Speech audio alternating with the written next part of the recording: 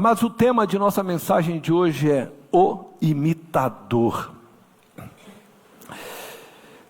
Desde o princípio de toda a criação, Lúcifer, um anjo de luz, ele deixou seu coração ser dominado pelo desejo de ser igual a Deus. Ele queria ser adorado como Deus, o nosso Criador. A sua inveja de Deus, a sua ambição de desejar, ser como Deus, o tornou, segundo as Escrituras, um homicida desde o princípio. Lúcifer se transformou num adversário de Deus, colocando-se contra tudo que Deus havia criado. Arrastando com ele, segundo a própria Escritura, arrastando com ele 1/3 dos anjos celestiais e a humanidade no Éden para a morte. Entretanto, Deus forjou um plano para salvar a humanidade do sofrimento eterno, chamado na Bíblia o sofrimento eterno de segunda morte. Lúcifer, o anjo de luz, passa então a ser chamado de Satanás, o adversário. E os anjos que com ele se aliaram foram então condenados ao lago de fogo que arde com enxofre, que é, segundo as Escrituras, a segunda morte, onde então sofrerão eternamente. No plano da salvação da humanidade, Deus enviou o seu Filho, Jesus, que na cruz morreu como um cordeiro, para tirar o pecado do mundo. A mensagem deste ato sacrificial, representado também pela ceia, que hoje nós aqui celebramos, tem sido anunciada a todas as nações, a todos os povos, levando a todos a promessa de que aqueles que creem neste ato sacrificial serão então salvos da condenação eterna, da segunda morte, por causa do sangue do Cordeiro, derramado então na cruz do Calvário. Aos que creem nessa verdade, e que se rendem ao senhorio de Jesus Cristo, imediatamente recebem da parte de Deus o selo de Deus, que é o Espírito Santo de Deus, que é então, segundo as Escrituras, a marca da promessa de Deus, definindo desta forma aqueles que pertencem a Deus. Em todo ato criativo e também no desenvolvimento de todo o projeto da salvação da humanidade, nós vemos Deus Pai, Deus Filho, Deus Espírito Santo, que formam a Trindade Santíssima, trabalhando em cooperação e harmonia. No capítulo 13 de Apocalipse, que hoje nós iremos refletir, nós veremos Satanás imitando Deus, criando sua própria trindade satânica para governar, e também nós veremos ele imitando a Deus em sua atuação sobre a humanidade. Por isso, está intitulado o tema dessa mensagem, o imitador. Então eu quero convidar você para que nós possamos olhar para a primeira imitação. E eu quero destacar então que a primeira imitação que nós estaremos vendo é a imitação da Trindade Santíssima. Então Satanás tenta imitar uma relação existente entre Pai, Filho e Espírito Santo. Então, assim como Deus é triuno, o diabo criou a sua própria trindade satânica, e eu quero convidar você a ler comigo Apocalipse, capítulo 13. Nós vamos ler o verso 1, o verso 2, e aí nós vamos ler o verso 11 e 12, tá? Na sequência. Diz assim: vi uma besta que saía do mar. Tinha 10 chifres e 7 cabeças, com 10 coroas, uma sobre cada chifre, e em cada cabeça um nome de blasfêmia. A besta que vi era semelhante a um leopardo, mas tinha pés como os de urso e boca como a de leão. O dragão deu à besta o seu poder, o seu trono e grande autoridade. Versículo 11. Então vi outra besta que saía da terra com 2 chifres, como cordeiro, mas que falava como dragão. Exercia toda a autoridade da primeira besta em nome dela, e fazia a terra e seus habitantes adorarem a primeira besta, cujo ferimento mortal havia sido curado. Estes versos nos deixam claro que nós temos aqui o quê?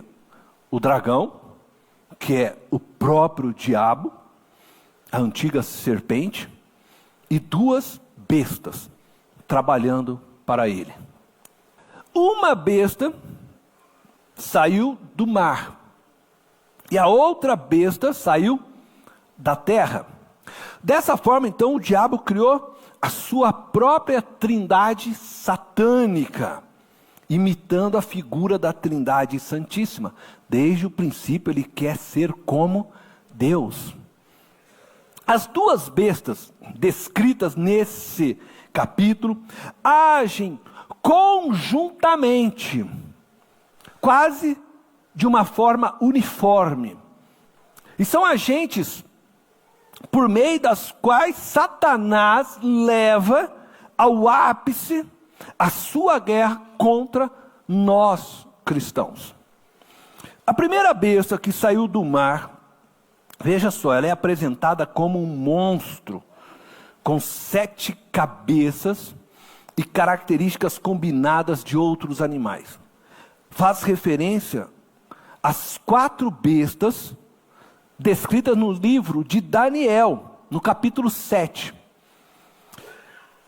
Enquanto em Daniel, no capítulo 7, ele está interessado em mostrar 4 reis e 4 reinos sucessivos, que eram, então, na figura do leão, o Império Babilônico, na figura do urso, o Império Medo-Persa, na figura do leopardo, o Império Grego-Helenístico, e na figura da fera medonha, no livro de Daniel, o Império Romano. Aonde saiu um chifre menor, que os estudiosos afirmam,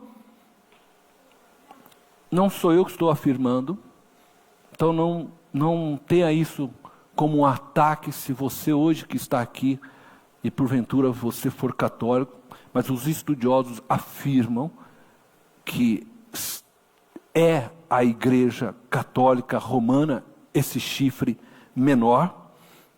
Diferentemente de Daniel 7, Apocalipse 13 concentra-se, na verdade, em querer mostrar um grande reino, que é a culminação de todos os terrores anteriores. Então, quando Daniel 7 mostra a figura da besta, ele está falando disto, ele está querendo mostrar a sucessão de reinados que haveria de acontecer. Quando nós vemos agora neste texto de Apocalipse 13, ele está na verdade querendo mostrar agora a concentração de um grande reino, que vai então culminar com os maiores terrores vivenciados segundo a história aqui.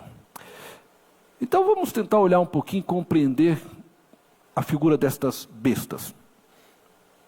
A primeira besta, o anticristo, é a encarnação dos poderes maus e atrai a admiração universal por atos que parecem ser benéficos. A segunda besta, que sai da terra, essa tem a tarefa de persuadir as pessoas de que o que elas veem na primeira besta é admirável, de modo que qualquer desvio ou contracultura deve ser considerado estranho, antissocial e, portanto, repudiado. Então, de certa forma, a segunda besta trabalha para engrandecer o nome da primeira besta. O Espírito Santo de Deus trabalha em nós para glorificar o nome de Cristo. Eu quero que vocês consigam perceber como o inimigo gosta de imitar, né, a Deus. A primeira besta, ela se apresenta como um pacificador, como algo bom. Mas suas palavras estão associadas ao mal. Ela representa os poderes políticos e econômicos, dos quais o diabo se serve para executar seus planos neste mundo tenebroso. Este poder é dado, então, a um homem, cuja encarnação é a personificação do maligno. Alguns estudiosos do livro de Apocalipse afirmam, eu estou aqui novamente, quero deixar claro, alguns estudiosos afirmam, não sou eu, Cornélio, alguns estudiosos afirmam que esta primeira besta é os Estados Unidos da América. Alguns estudiosos olham por este ângulo. E é claro que a personificação, então, do homem por trás disso é aquele que tem o poder maior do estatal do país. Outros estudiosos acreditam que a primeira besta será composta de países que formaram a região geográfica do antigo Império Romano. Eles acreditam que é como vai ocupar, né, novamente aquele domínio do Império Romano por algumas citações que o texto faz referente à questão de Roma. Não devemos nos preocupar muito com isso. Tá, se é aqui, se é acolá, se... Mas nós devemos entender o ensino que está nos alertando, para que não sejamos dominados pela mentalidade que este império está tentando impor sobre nós. E que já está tentando impor sobre nós. O espírito do anticristo já está atuando em nosso mundo, e não é de hoje não. É por meio destes poderes políticos e econômicos que o espírito do anticristo age. E sem que esses poderes muitas vezes deem conta, ou percebam, ou tenham sequer, vamos dizer assim, o conhecimento e noção de que estão, na verdade, servindo e agindo para efetivar este projeto do anticristo. Através desses poderes e instituições, o diabo se impõe no mundo. E a maior parte dos seres humanos o serve. Enquanto somente os que estão escritos no livro da vida do Cordeiro, Cordeiro este, que é Jesus Cristo, não são dominados por este espírito. O apóstolo Paulo nos ensina essa verdade em sua carta aos irmãos de Éfeso. No capítulo 2, do verso 1 ao 3, ele afirma que já em seus dias, veja só, o espírito do anticristo atuava sobre a humanidade. Então eu quero convidar você a ler comigo este texto. Efésios capítulo 2, verso 1 ao 3. Paulo escreve e diz assim: vocês estavam mortos em suas transgressões e pecados, nos quais costumavam viver quando seguiam, preste atenção agora nisto, antes de Cristo, antes do teu nome ser escrito no livro da vida, antes de você receber o Espírito Santo de Deus, ele está dizendo isso, quando então vocês seguiam a presente ordem deste mundo, e o príncipe do poder do ar, o Espírito, que agora está atuando nos que vivem na desobediência. Aí ele faz a afirmação: anteriormente, todos nós também vivíamos entre eles, satisfazendo as vontades da nossa carne, seguindo seus desejos e pensamentos, como os outros, éramos por natureza merecedores da ira. Este espírito que ele está aqui se referindo, este espírito é o espírito do anticristo. Desde o princípio, Satanás é adversário. Ele está lutando contra tudo aquilo que provém de Deus. Este é o espírito do anticristo que já atuava sobre a humanidade desde o Éden. Contudo, este espírito se encarnará na figura de um homem. Então eu quero agora passar com vocês a segunda imitação. E a segunda imitação que eu quero destacar é o envio então de um profeta. A segunda besta, ela representa o poder religioso e espiritual, que apontará para a primeira besta, e nós falamos que a primeira besta tem um poder político, econômico, um poder social. A segunda besta tem um poder religioso, que irá engrandecer, que irá fazer o marketing, se podemos assim dizer, da primeira besta.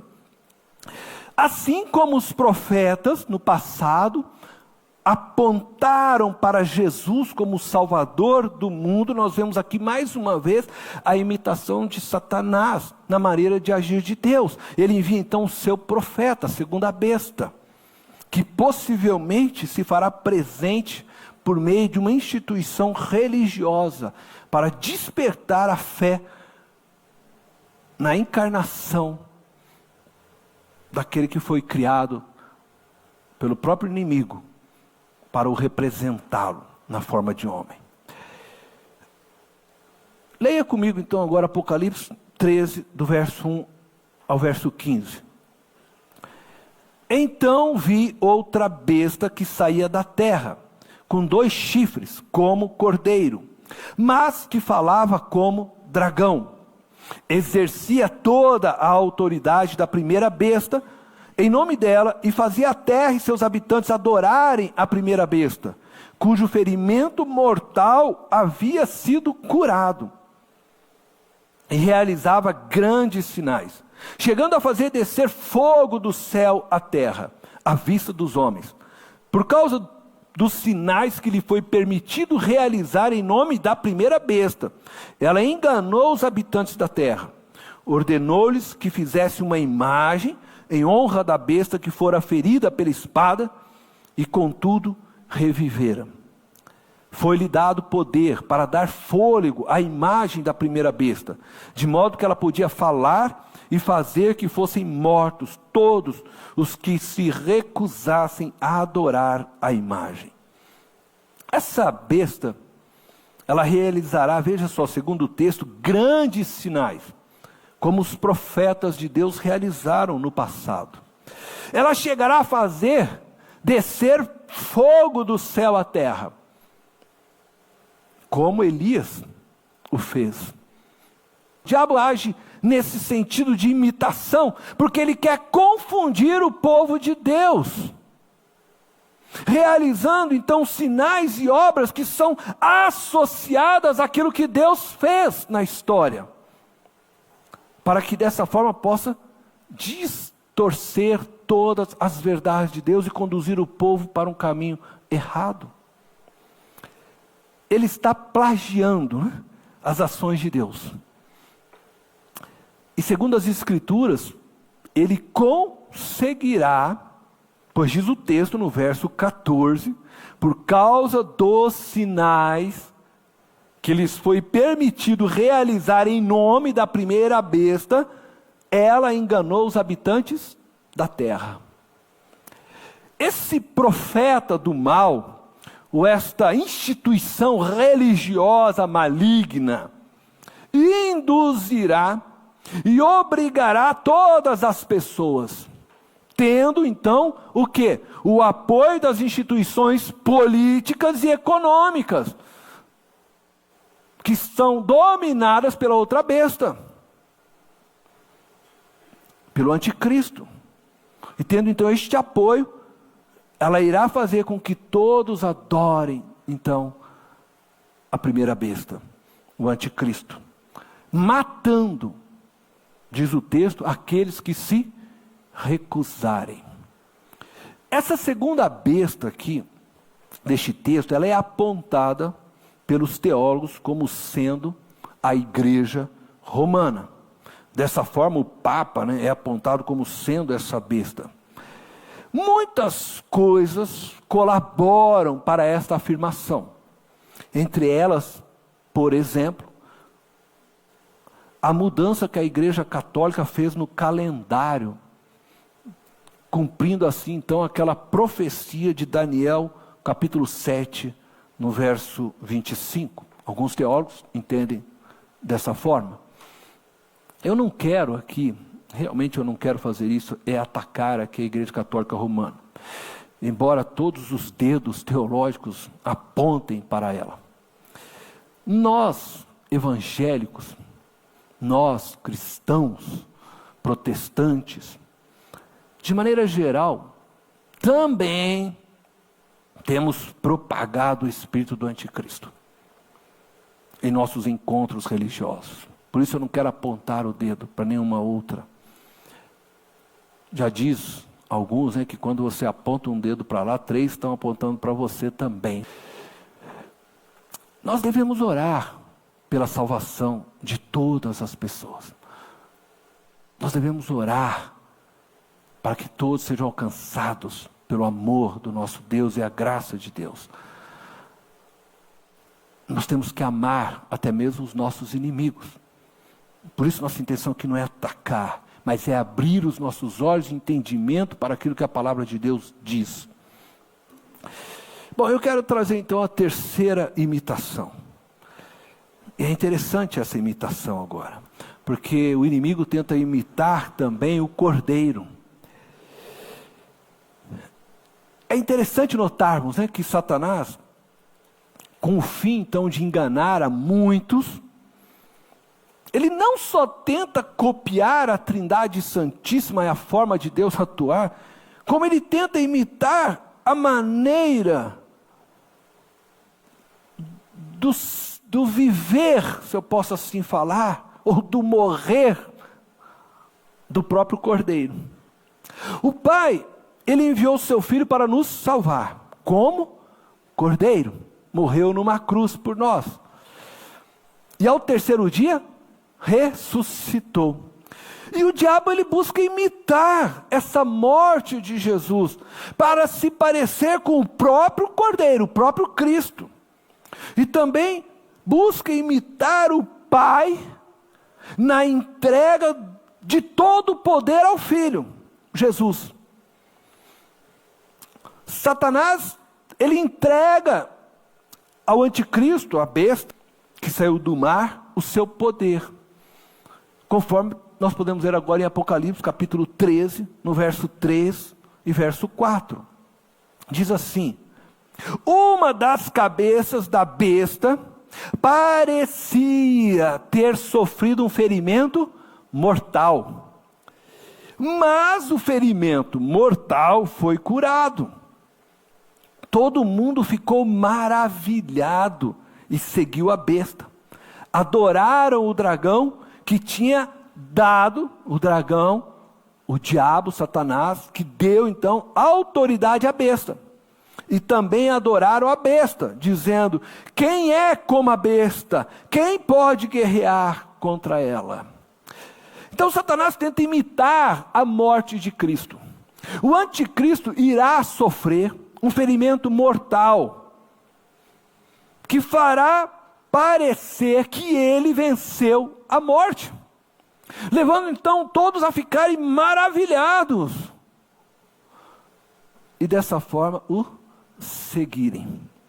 Este evento irá levar muitos, segundo o texto, a adorarem a besta e o dragão. É a besta tentando se parecer com o cordeiro que Deus entregou para morrer pelo pecado da humanidade. E ao ser adorado, a besta, né? Ao ser adorado, o ego do anticristo sobe às alturas. Ou melhor, talvez nós devêssemos dizer, o ego dele desce às profundidades, né? Mais escuras possíveis. De tal forma que ele se levanta e se mostra realmente para o que veio. Então, ele estava até então se fazendo de bom. Ele estava até então se fazendo de cordeiro. Embora todas as intenções fossem malignas, as suas palavras pareciam serem palavras de paz, de pacificação, de respeito a todas as religiões. As suas palavras pareciam todas belas, né? O que vale é o amor.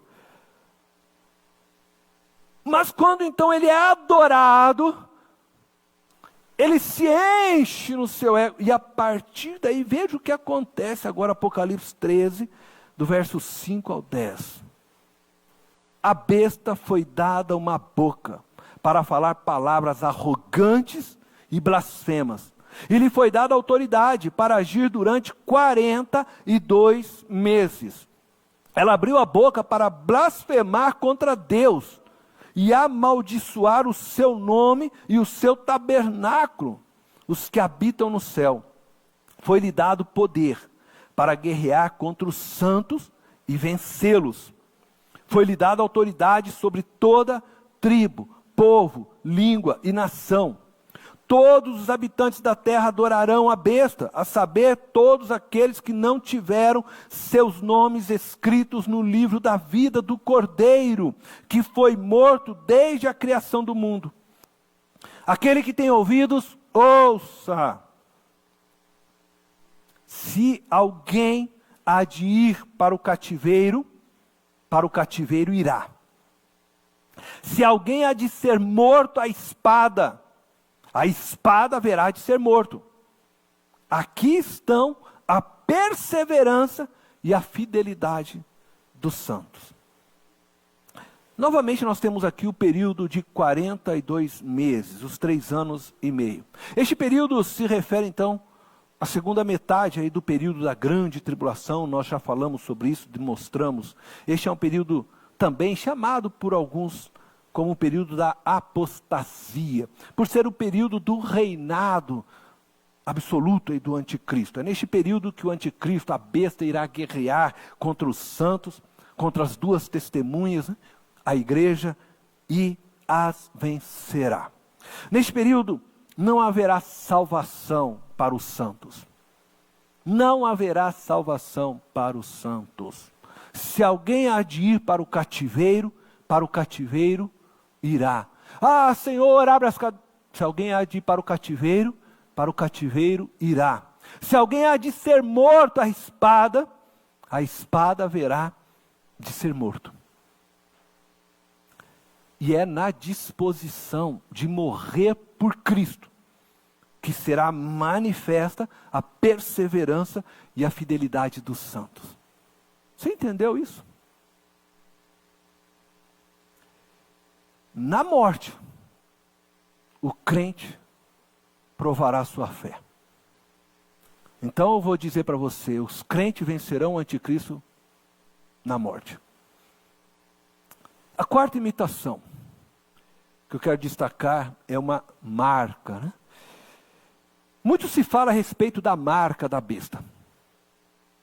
É fato que sem a marca da besta, segundo os relatos bíblicos, não poderemos comprar ou vender. Não poderemos comercializar, fazer negócios.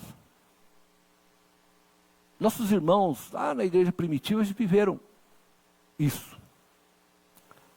Apocalipse 13, verso 16, 17 diz assim: também obrigou todos, pequenos e grandes, ricos e pobres, livres e escravos, a receberem certa marca na mão direita ou na testa, para que ninguém pudesse comprar nem vender, a não ser quem tivesse a marca, que é o nome da besta, ou o número do seu nome. Há muitos anos aí atrás, se entendia que a marca da besta, como uma marca que seria então imprimida, né? Como se fosse um carimbo, sei lá, né? Uma tatuagem, nós. As pessoas acreditavam mesmo que você ia ter ali, você andava, aí você mostrava, né? Eu tenho a marca aqui, né? Da besta, ou estava lá na tua testa a marca, né? Por muito tempo se acreditou dessa forma, literal, tá? Seria imprimida aí na sua pele.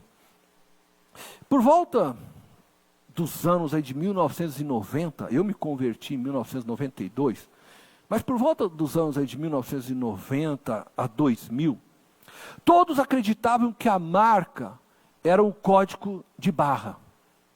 Pode falar a verdade, você deixou de comprar arroz porque você tinha um código de barra lá, não é verdade? Agora você compra, está nem aí mais, né? Por muito tempo começou dessa coisa, né? Não, a marca da besta é o código de barra, é o código de barra. E aí já falavam, né? Vai lá, olha no código de barra lá, tem 3 barrinhas maiores, é o 666, né? Ninguém mais, né? Hoje ninguém mais fala sobre isso, né? Nos últimos anos agora, mais recente, nós estávamos dizendo que a marca da besta era um chip. Um chip aí que seria instalado na mão ou na testa, alguma coisa menorzinha que um grão de arroz, uma coisa assim. E muito também se falou sobre isso, né? Agora é a marca da besta, essa é a marca da besta. E eu me lembro disso, até tinha fotos, né? Negócio mostrando a seringa, pessoas tal, enfim. Hoje também já não se fala muito a respeito disso, mas as pessoas já até esqueceram dessa coisa do chip. Que através desse chip você pode ser rastreado em qualquer lugar encontrado. Então se você for, porventura, né, sequestrado, eles te acham. Enfim, tudo se falava, né, a respeito disso. Hoje já não se fala. Se você me perguntar de fato qual é a marca da besta, pastor, mas chip, isso, aquilo e tal, é muito difícil nós afirmarmos essas marcas, se isso são verdades ou não. Eu vou falar o que eu penso, tá? Com todo respeito, se você ainda está nessa do chip aí, né, tal, eu respeito você, eu vou falar o que penso hoje, tá bom? Veja só, hoje, falando então, olhando para a nossa sociedade, nós somos todos conhecidos. Você pensa que é alguém que está, né, aí, como eles dizem, um espião? Não, você não é não. Você é conhecido, o teu CPF, o teu RG, o seu endereço, tudo que você hoje pensa, fala, tudo que você escreve no WhatsApp, você apaga, mas tudo isso fica, né, imprimido em algum lugar. Você é conhecido. Tá? E nós somos, sim, em muita parte, manipulados pelo mercado que comanda este mundo tenebroso, né? Diz a palavra. Então todas as informações ao nosso respeito já está, você está pensando que já está nas mãos dos governantes. Já está. Você tem uma conta bancária? Já está. Entendeu? Eu não sei qual é a marca da besta. Ou mesmo se existe de fato uma marca literal. Então eu vou falar, como eu disse, o que eu penso. O que eu posso dizer é que, assim como Deus desejava que o seu povo tivesse as suas palavras como uma marca nas suas vidas, em todo o tempo, em todas as ações, eu vejo que o inimigo tem algo que é semelhante a isso. Então eu quero mostrar para você algo, a partir da Bíblia, como isso se traduz. É interessante porque o inimigo sempre está tentando imitar a Deus. Quando Deus reuniu o seu povo e começou então a dar orientações para o seu povo, em Deuteronômio capítulo 6, do verso 3 ao 8, nós temos um texto, né, conhecido como chamar, por causa da palavra ouvir. Ouve, ó Israel, essa chamada do Senhor Deus, né, para o povo. Ele fala ao povo e ele diz o seguinte, então eu quero que você leia junto aqui comigo esse texto, Deuteronômio capítulo 6, do verso 3 ao 8. Ouça e obedeça, ó Israel. Assim tudo lhe irá bem e você será muito numeroso numa terra onde manam leite e mel, como lhe prometeu o Senhor, o Deus dos seus antepassados. Ouça, ó Israel, o Senhor, o nosso Deus, é o único Senhor. Ame o Senhor, o seu Deus, de todo o seu coração, de toda a sua alma e de todas as suas forças. Que todas estas palavras que hoje lhe ordeno estejam em seu coração. Ensine-as com persistência a seus filhos. Converse sobre elas quando estiver sentado em casa, quando estiver andando pelo caminho, quando se deitar e quando se levantar. Agora veja só o que diz o 8.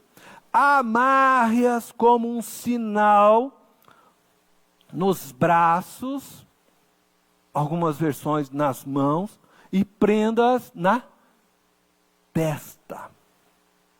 Então, quando Deus reúne o seu povo, Deus pede para que eles se entregassem inteiramente a eles, que eles o amassem inteiramente, e que eles tivessem a palavra dele, a sua lei, os seus mandamentos, tudo aquilo que ele havia dado, como um sinal, quer dizer, eles carregassem isso na testa, está falando na mente, tem isso na verdade na sua mente, toda a minha palavra na sua mente. E quando ele fala de braço, ele fala de mãos, ele está querendo falar do viver diário. Então, é quando você trabalha, é quando você estuda, então tem todo o tempo a palavra na sua mente e nos seus afazeres, porque é no viver da vida que você aplica a palavra que eu estou ensinando a vocês. Então, tenha isso como um sinal para vocês. Se você for ainda hoje, não é, alguns aqui talvez já foram, né, para Israel, e se você for lá no Muro das Lamentações, você encontrar lá um judeu, né, ortodoxo, aí você vai encontrar ele lá diante do muro, com aquele chapéu, né, preto, com aquelas trancinhas. Você vai perceber que dentro nas suas tranças está amarrado uma caixinha que contém esse verso. Eles levaram isso para uma literalidade. Então fica na testa aqui mesmo, né, amarrada, para lembrar da palavra de Deus. Mas é claro que Deus está falando de uma marca que esteja no seu coração, aprofundado no seu ser. Ora, então quando nós lemos e nós entendemos o que Deus fez com o seu povo, nós percebemos que Satanás é um imitador, ele está querendo agora também fazer algo semelhante. Então, o que eu quero dizer para você é que possivelmente não vai ter nenhuma marca desse tipo, impressão, de chip, mas algo que é semelhante. Então, o que me parece é que se o povo de Deus é caracterizado pela fidelidade em guardar a palavra de Deus, de ter ela na mente e em cumprir a palavra de Deus em suas atividades diárias, aplicá-las enquanto trabalha, enquanto estuda, enquanto cozinha, enquanto está ensinando aos filhos.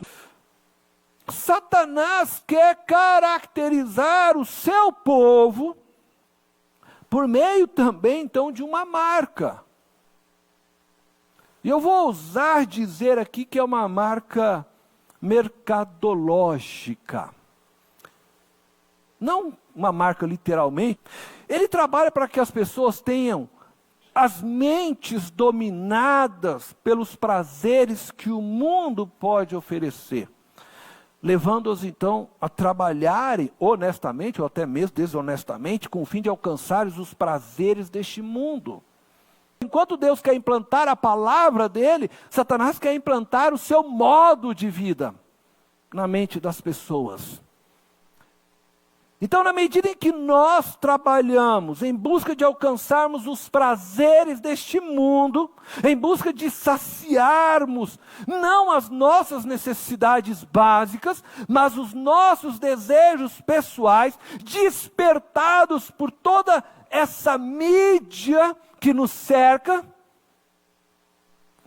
nós começamos a pensar como o sistema deseja que nós pensemos, e passamos a trabalhar pela manutenção, então, deste sistema perverso e aprisionante, criado, então, pelo próprio anticristo.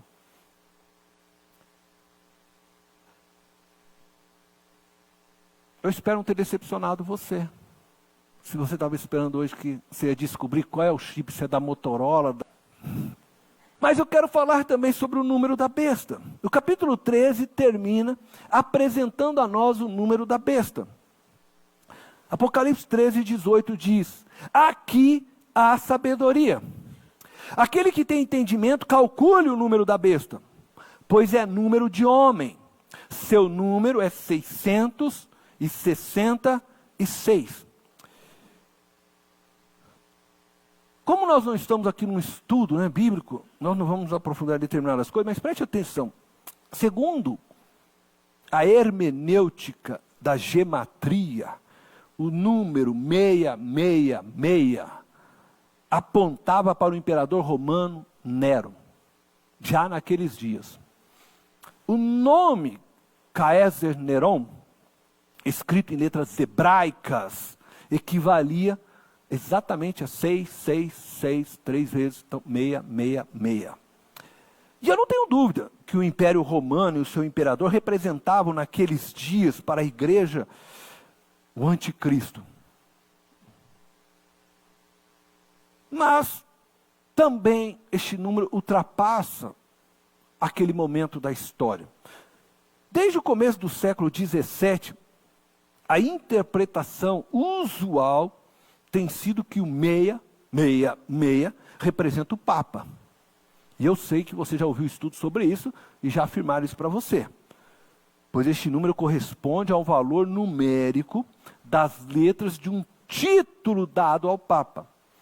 Então, quando você pegar uma foto do Papa com aquele chapéu sacerdotal, está escrito Vicarius Filii Dei. A palavra vigário, significa substituto. Então está escrito lá assim no português, substituto do Filho de Deus. Essa afirmação, então ela é pega pelos teólogos como já uma afirmação de que ele quer substituir Jesus Cristo. Contudo, ainda assim, quando você soma o número das letras deste título, Vicarius Filii Dei, a soma dá 666. E aí então, todo mundo aponta o dedo para o Papa. Essas coisas têm contribuído, então, para a identificação do Papa como o anticristo. Entretanto, o que eu quero destacar, e eu quero que agora você preste atenção no que eu vou dizer, é que o número em si, 666, o número é a repetição do número 6. O número 6 é número de homem. 6 significa imperfeito. Só que o 6 é o número anterior ao 7. 7 é o número da perfeição. Então 6 é quase perfeito. O homem foi feito à imagem e semelhança de Deus. Um pouco menor do que Deus. Não é perfeito como Deus, mas está um pouco menor do que Deus.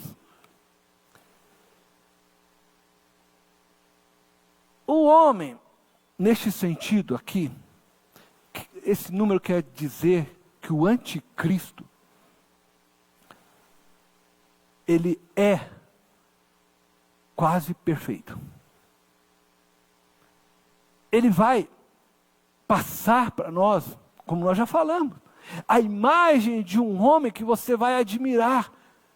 Como esse homem é bom, como esse homem é justo, como esse homem tem um coração pacificador, como as palavras deste homem, ele é quase um número perfeito.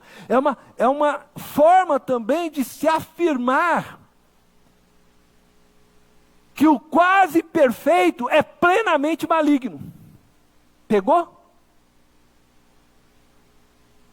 Aquilo que quase parece ser Deus é extremamente maligno para nós. Por isso a repetição tem essa ideia de destacar o quanto a besta parece estar próxima da perfeição.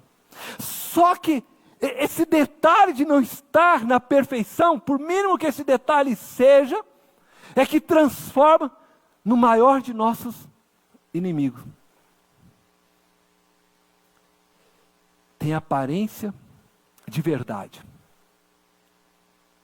e da verdade. E pode então facilmente enganar qualquer um que busca a verdade.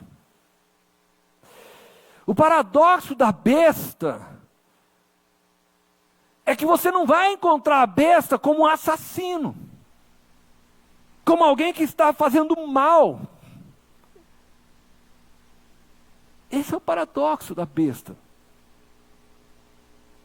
Porque o seu grande mal é se parecer perfeito.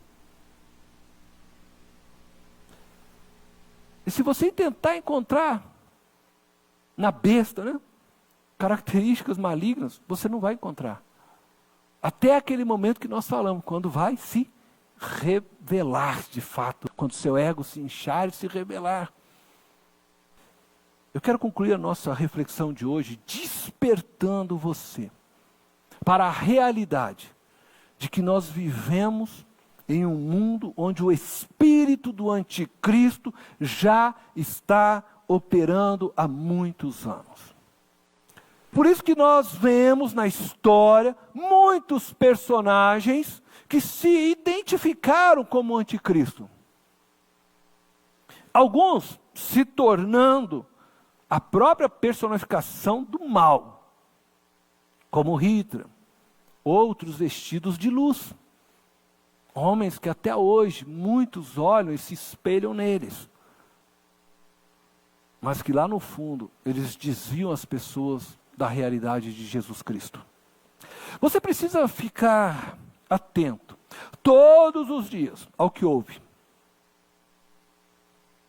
ao que você está lendo, ao que está formatando sua compreensão da vida. Você precisa estar muito atento àquilo que está formando a sua cosmovisão hoje. Não estamos isentos, queridos, da influência do espírito do anticristo. Este espírito está atuando até mesmo dentro das igrejas cristãs de nossos dias. Já atuava naqueles dias do apóstolo Paulo.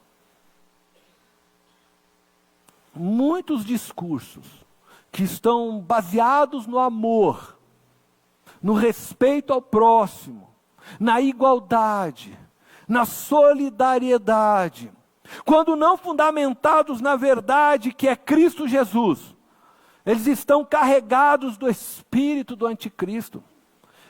Por exemplo, respeito a todas as religiões, respeito à liberdade de opção sexual. Esses discursos de respeito têm suas verdades, mas elas têm por trás objetivos de destruir a verdade, de que somente Cristo salva, e de que somente Cristo deve ser adorado. e assim por fim a todos os valores cristãos estabelecidos ao longo dos anos, afirmando que todas as religiões devem ser respeitadas. Esta afirmação é perigosíssima. Outro exemplo. O que importa é ser feliz. Este discurso alcança o coração de todos, pois todos desejamos ser felizes. Entretanto, a que custo minha felicidade deve ser alcançada? Para alcançar a felicidade, eu posso destruir a geração futura? O que determina que minha felicidade seja mais importante do que a busca de felicidade do outro? Na busca da minha felicidade, eu posso ferir o outro? Eu ouço minha música no som que eu quero. Eu me relaciono com as pessoas como eu quero. Eu abandono minha relação também quando eu quero. Eu quero ser feliz. Eu mato quem eu quero em nome de minha felicidade. Então eu te pergunto, realmente o que importa é você ser feliz ou a felicidade de todos? Outro exemplo de um discurso deste espírito do anticristo: se existe amor, é legítimo. Atualmente usa-se o amor, então, para legitimar o pecado. Principalmente as opções sexuais erradas. O discurso do amor nos sensibiliza. Afinal, se existe amor, Deus abençoa, pois Deus é amor. Essa mentira tem sido propagada por todos os veículos de comunicação, inclusive em algumas igrejas que se dizem cristãs. Primeiramente, o amor de todo ser humano precisa ser direcionado a Deus. Todo ser humano precisa amar mais a Deus do que a si mesmo, mais a Deus do que a sua família. Todo ser humano precisa amar mais a Deus do que a própria mãe, do que o próprio pai, qualquer outra coisa. Aquele que ama mais a Deus do que a si mesmo, colocará a palavra de Deus como prioridade em sua vida. Obedecerá o que a palavra de Deus ensina, e não se deixará ser levado por sua própria cobiça. Não forçará a Bíblia a dizer o que ela não diz, para então assim encontrar a sua felicidade. Amar a Deus acima de todas as coisas implica em negar a si mesmo, negar suas paixões e vontades que não condizem com a vontade de Deus. O homossexual deve negar sua atração por pessoas do mesmo sexo para viver uma relação verdadeira com Cristo Jesus. O heterossexual deve negar seus desejos por qualquer relação fora do casamento para viver uma relação profunda e verdadeira com Jesus Cristo. Todos nós temos coisas que devemos negar.